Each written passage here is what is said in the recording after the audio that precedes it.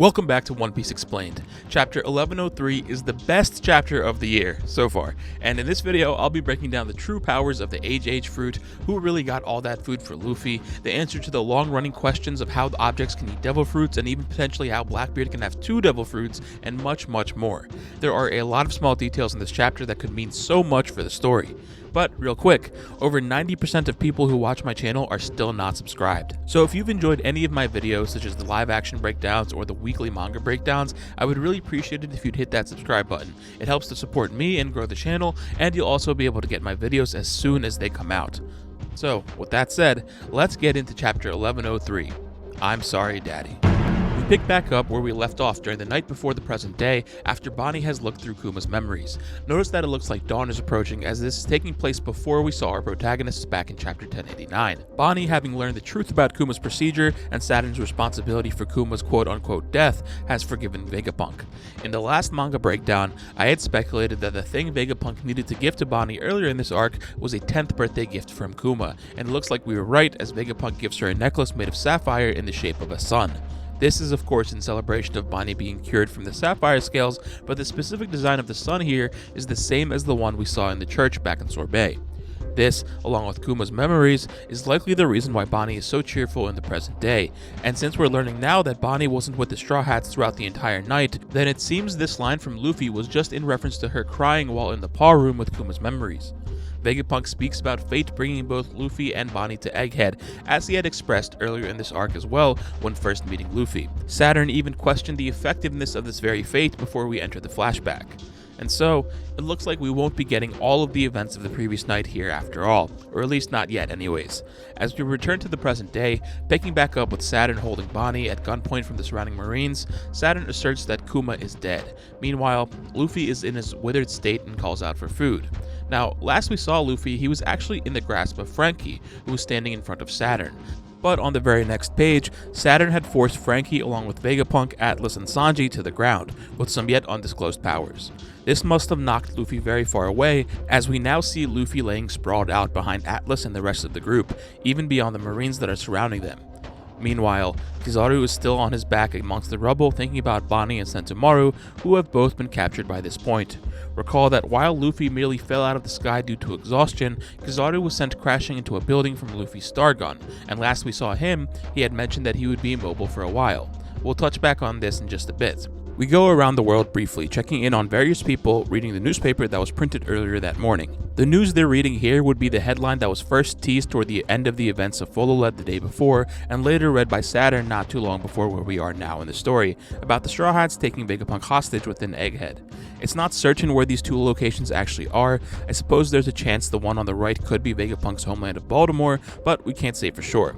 The purpose of these panels seems to be to stress how big of a deal the current ongoing events actually are, comparing it to the Ohara incident, and stressing the idea that Vegapunk was said to be a beloved figure who brought light to places all around the world.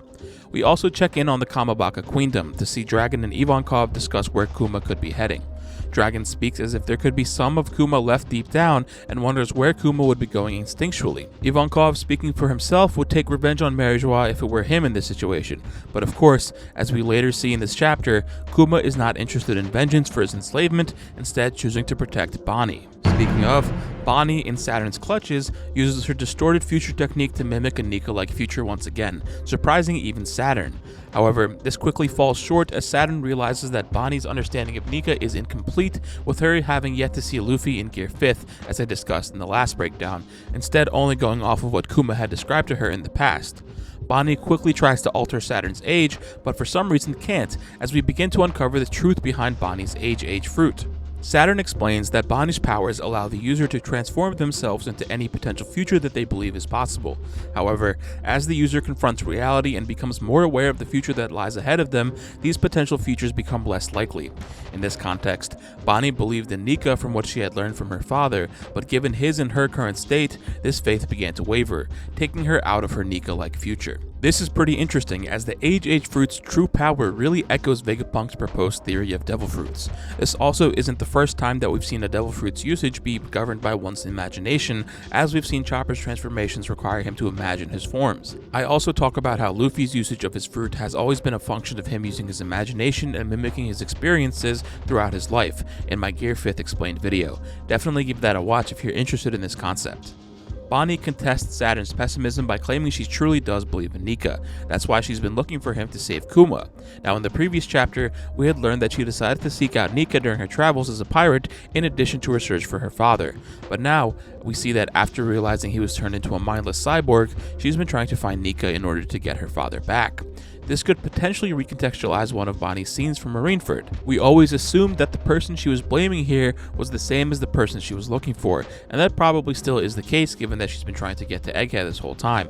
But it is interesting to read this as Bonnie needing to find Nika in the New World.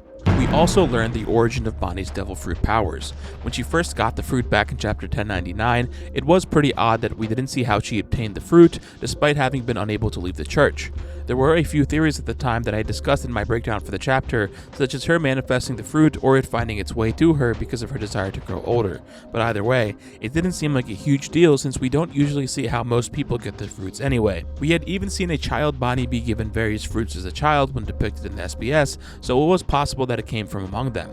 But as it turns out, Bonnie gained her devil fruit powers from the result of Saturn's experiments. These experiments had the goal of giving newborn babies devil fruit powers without actually having to eat the devil fruit itself. It seems that this was possible, but the fruit would no longer house those abilities. And this is very interesting, as we know that devil fruits only need a single bite to give the consumer their powers, leaving the remainder of the fruit useless even if someone else were to eat it, as we saw with Masked Deuce after eating the other half of the Flame fruit in the Canon Ace novel and One Piece episode A1. This all suggests to me that the devil fruit abilities may not necessarily be beholden to any physical component of the fruit, but rather some metaphysical aspect in which the fruit is aware of its consumption or infusion. We've learned so far that Zoans have wills of their own, but could it be that there's more to this with devil fruits in general? This technology of extracting devil fruit abilities from fruits is very interesting and opens up a bunch of questions.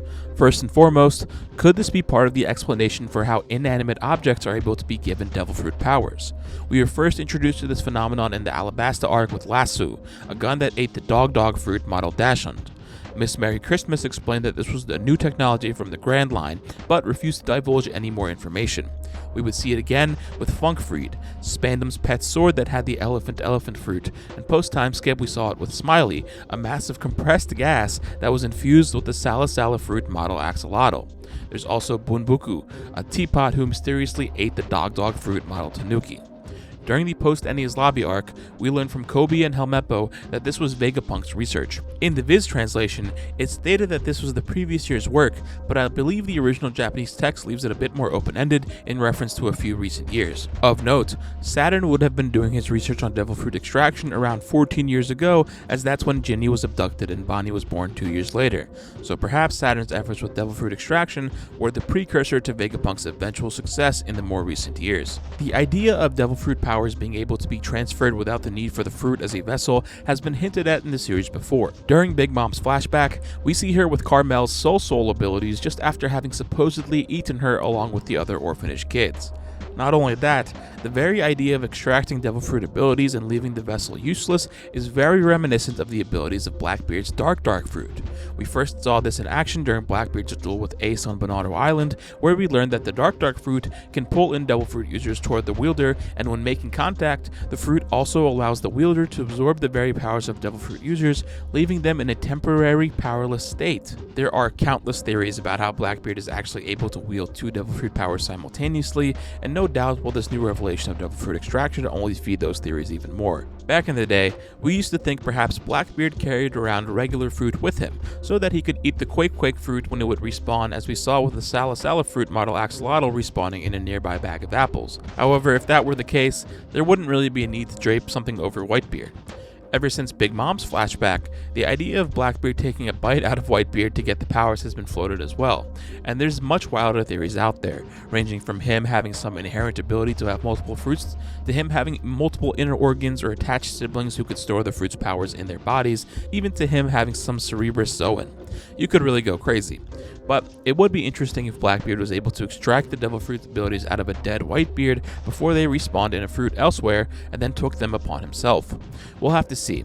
I'd love to hear what your favorite Blackbeard theories are in the comments. We also learned that Ginny and Bonnie's sapphire scales were the product of Saturn's experiments. Now, some people in the fandom had been speculating if Saturn was responsible for this, but we were never really able to piece together just how until now.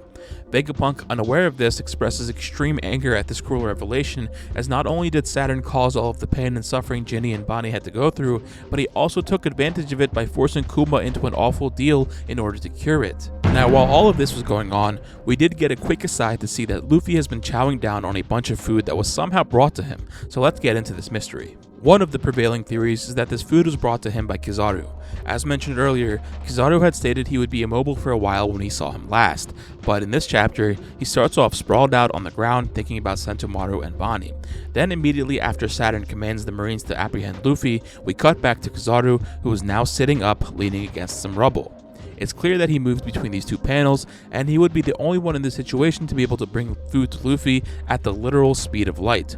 As for his motivations, we did see Kizaru enjoy his time with Bonnie a few years ago, even engaging in the Nika dance with them. And throughout this arc, we've seen him express discomfort with having to carry out his orders, so perhaps given where everything has gone, he's now choosing to help out Luffy. Now, I've also seen some reasoning suggesting that it has to be him because there is a ramen bowl among the food, and Kizaru was shown eating ramen out of the same bowl earlier in the arc. I think this is somewhat silly, as this is a very common design for these bowls in real life, and I'll get into the origin of all this food in just a bit.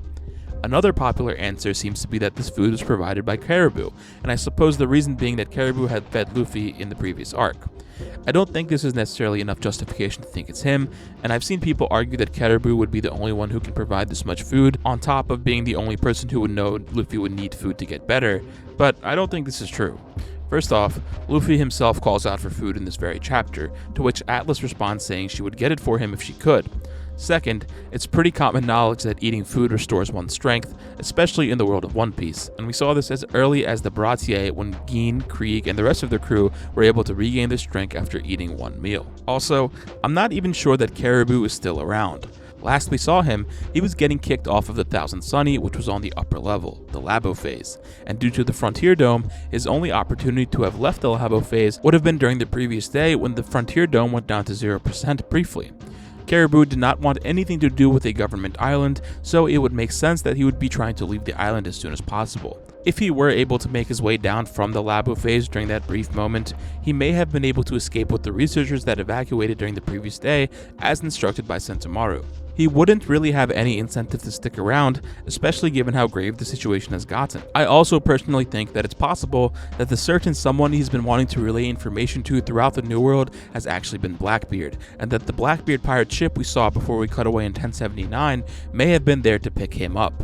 We know the scenes of Full Lead were taking place on the same day as Egghead, and the battle between Law and Blackbeard was taking place at the same time as well, so the only crew members that are unaccounted for between those two locations would be Lafitte and Devon.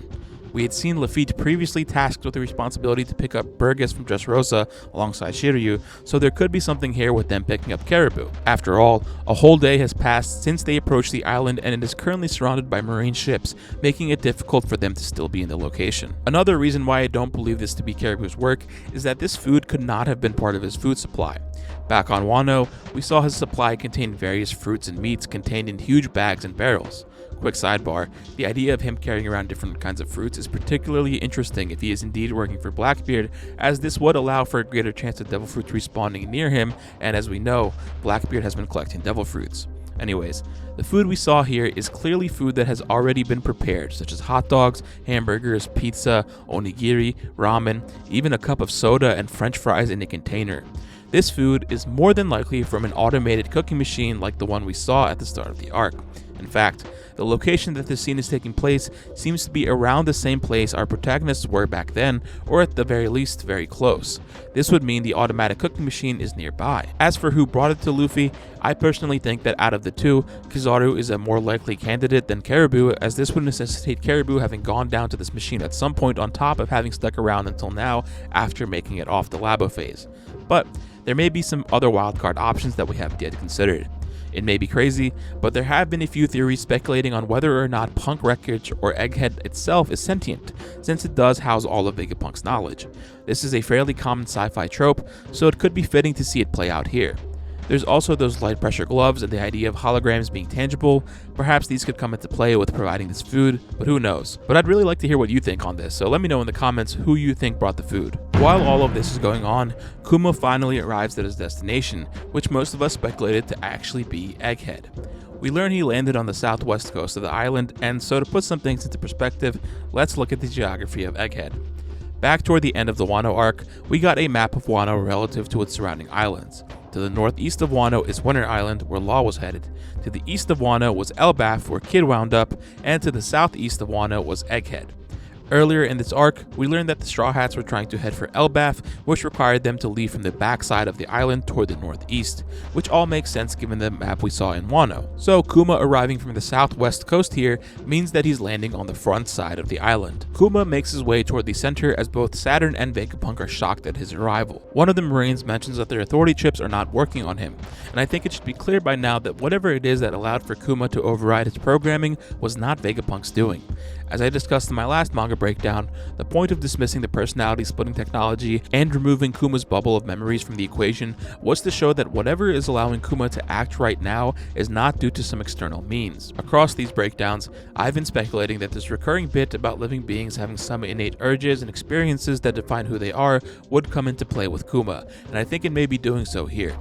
From the Mecha Shark's innate urge to devour and destroy, to S-Snake's predisposition towards Luffy, there seems to be certain experiences that are encoded in their very DNA or bloodline elements. Ivankov and Dragon's earlier discussion about where Kuma would be instinctually going plays into this as well, as at the core of his being is his love for Bonnie. But even with all of this, even if we think we know how he's here, there's still the question of why.